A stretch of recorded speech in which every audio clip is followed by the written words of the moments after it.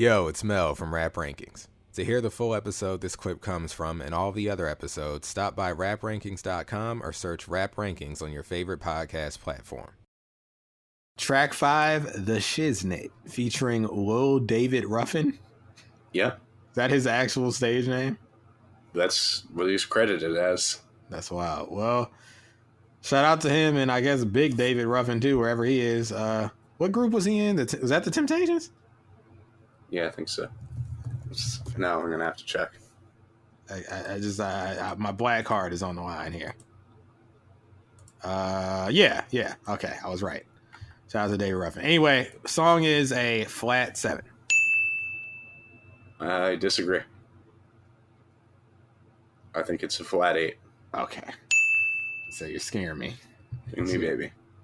I shouldn't have gotten work by that. I fell for that. I knew you would like this. First thought that came to mind is this should have been on the Tales from the Hood soundtrack.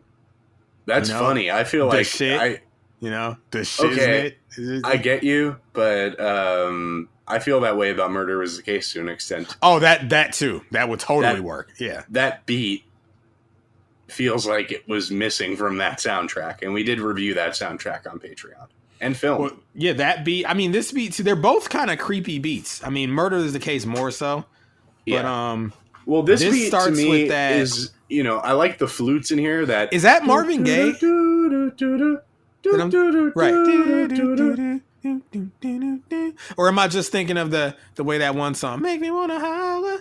Because that song has a melody that starts like that. That's not "Make Me Wanna Holler." Okay, it's not "Make You Wanna Holler." No.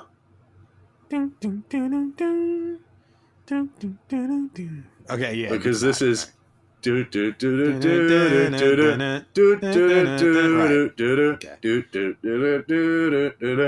But I love those flutes. Good flutes. And the G-Funk synth, it comes at different points in this beat, but it really sets everything else off beautifully. No one's ever been more in the pocket than Snoop. I love how he lays his bars out early in the second verse. Even when he gets on like the sort of like dancehall reggae tip, he exudes a level of effortlessness and confidence that's pretty hard to top. Yeah. All the different elements in this beat. I love how a lot of these G-Funk beats on this album are similar in nature, but there's also defining characteristics about each of them. Yes. That's crucial to the enjoyment of the album, because like without those distinguishing characteristics, it kind of would sound like the same beat over and over. Mm-hmm. But yeah, there's always like the flute stands out here. Yes. That flute made me actually, because like the beat sounds, it's kind of creepy to me. Like the flute made me craft this idea of like this horror villain called like the Flute Man. Oh, shit. Shout out to the Flute Man. I'm gonna flesh it out, but it's like I already know I got the first I got Flute chills. Man. You got chills? Yeah, I'm worried that the Flute Man's gonna come and get me now. Right? It kind of like it kind of already has a ring to it, like the flute. Well, think about the flute. I mean, what do we know about the flutes? Well, there was the Pied Piper, right? Oh, we know about him. Well, what did he do? Did things to kids. Okay. Yeah.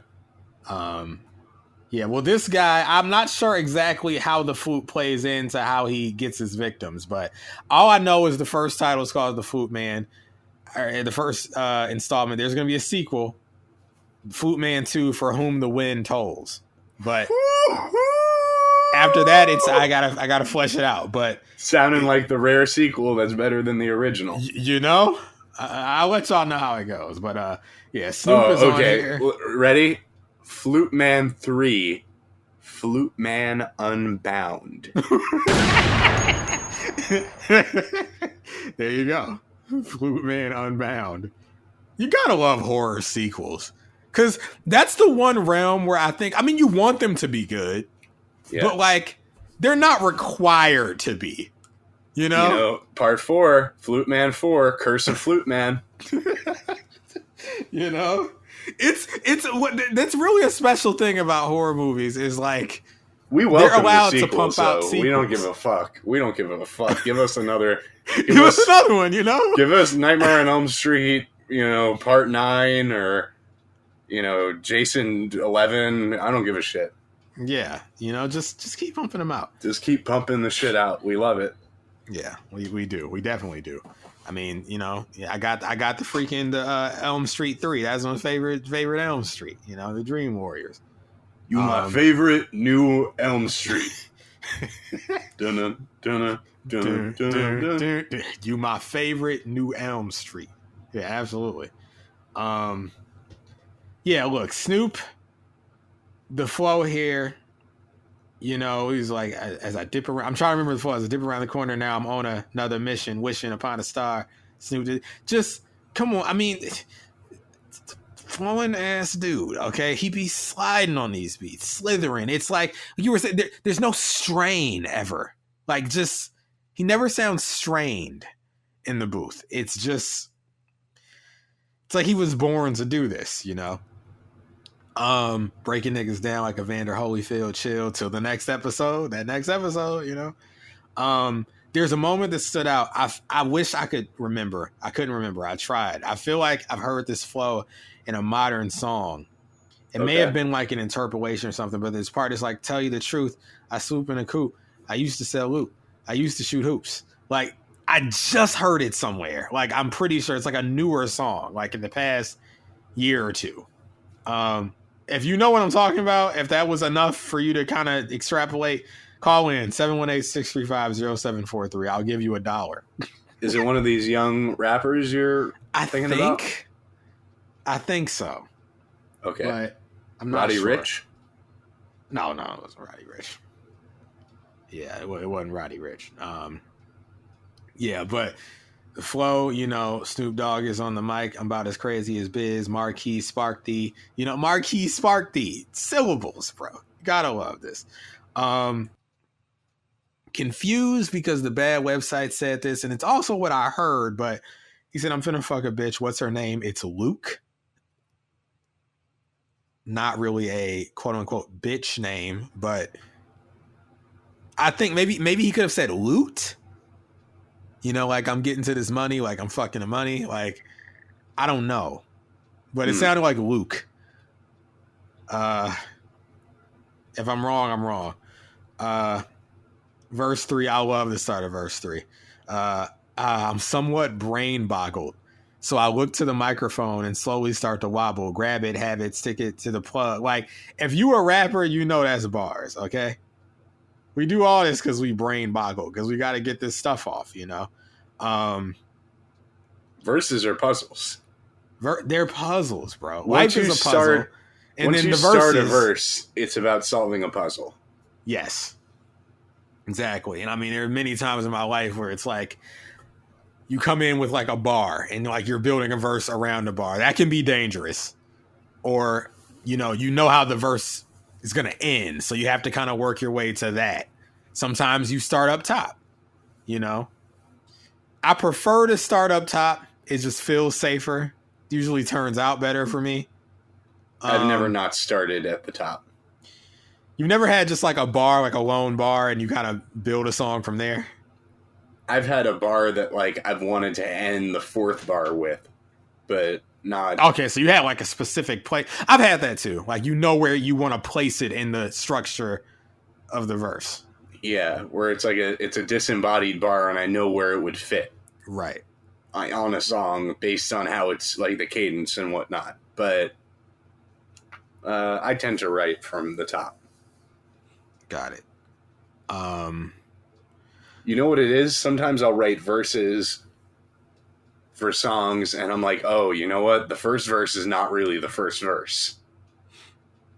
Do you ever do that? Where it's like, yes. I feel like this second verse or this third verse, you gotta actually call that audible. Yeah. Yeah, it would fit the first better. This opener is more like the closer or more like the second verse. I've done that. Yeah. Yeah, that's where I've rearranged verses, the order of them. That you're right though. It's a puzzle. I mean that's kind of the appeal of it, at least for me, is like figuring out how to get from point A to point B. You know, figuring out how can I make this not come in with. Right. How can I make this mine? How can I get myself across on here and sound good doing it?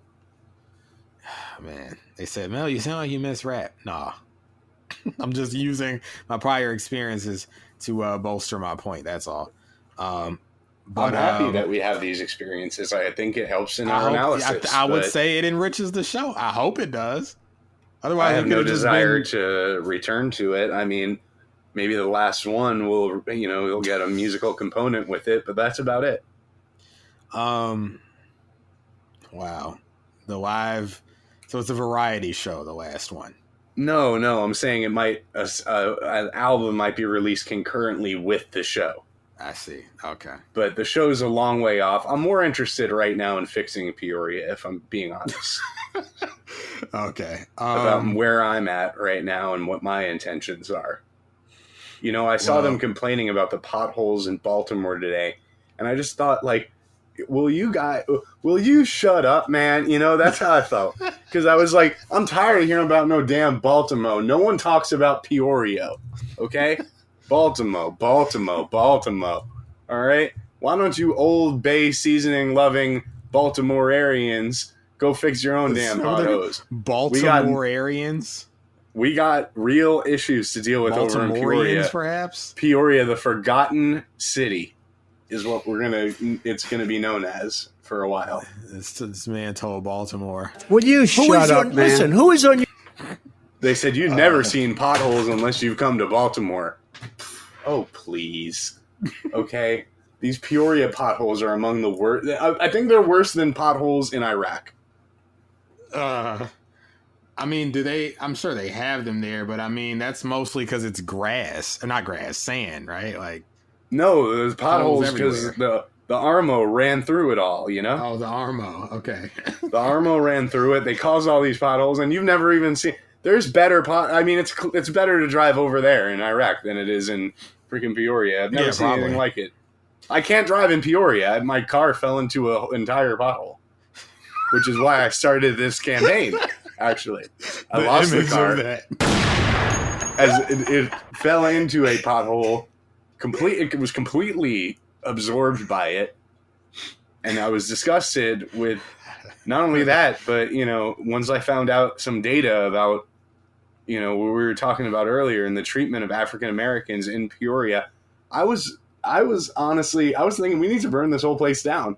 But then I thought, no, that's not right. We need to build this place back up. Oh, man. I think the last one's going to be in Peoria. I think we're going to go live from Peoria. You're shooting it live at the Civic Center? Absolutely, yeah. Okay. A concert at the Civic Center where I'd sing, Well, we're playing Peoria out now. All right, it's not going to be the Lebanese. Which race wants to step up and feel the worst?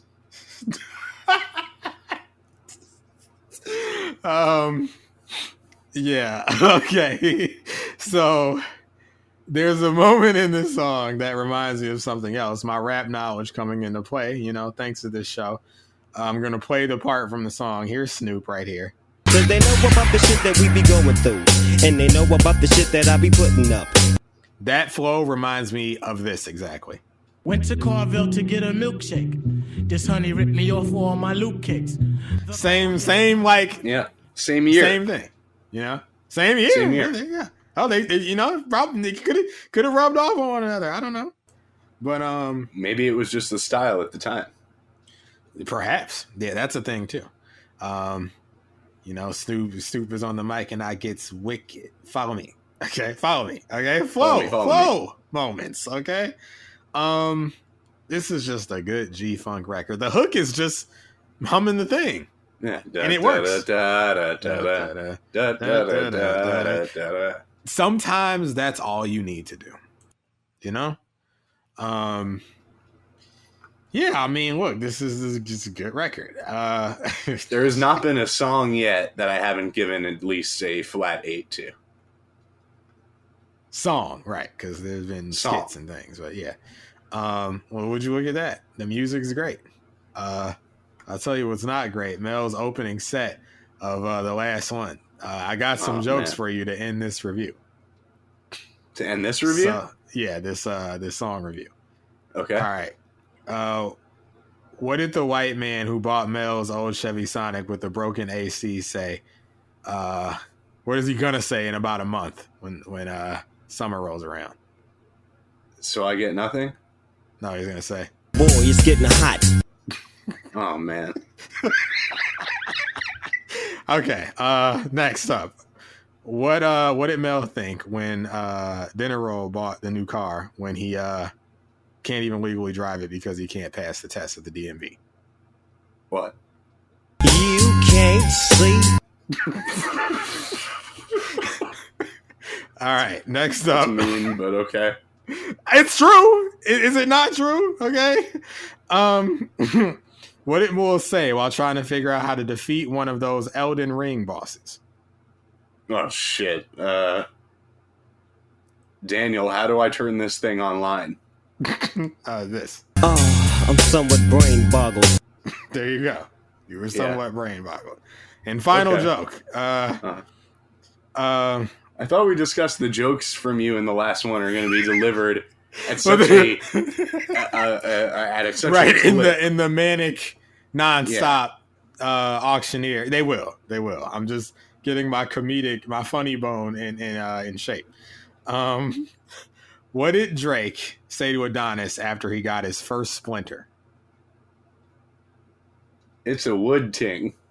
No, he patted Adonis on the head, told him, "Don't worry, don't cry, hold still. He'll take care of it." He held the tweezers and he said, The surgeon is Dr. Drizzy. "The surgeon is Dr. Drizzy." Okay, all right. That's enough.